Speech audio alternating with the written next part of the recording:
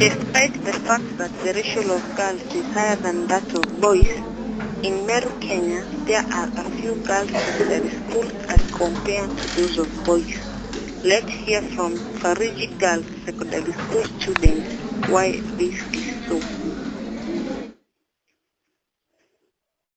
This is because some parents here like the dowry. You know, they're interested in dowry, in getting the dowry. And for so they take girls as part of their wealth. That is. So they like boys? Yeah, they like boys most.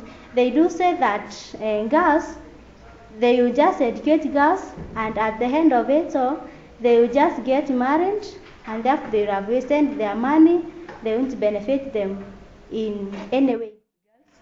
Because girls earlier on, they have not been going to secondary schools.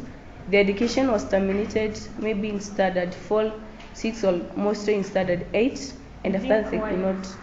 This is because their parents were not really informed. They could not get somebody to direct them and show them the importance of a girl child being educated. And then majority are forced to early marriages that get on to multiply their problems.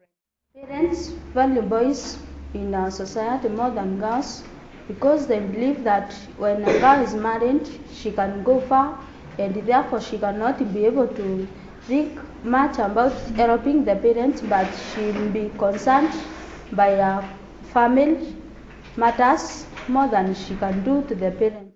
To me, a Meru woman is really abandoned, or to that sense, an African woman, because the culture thinks the place of woman is in the kitchen. The place of a woman is to do all the work which men leaves for women.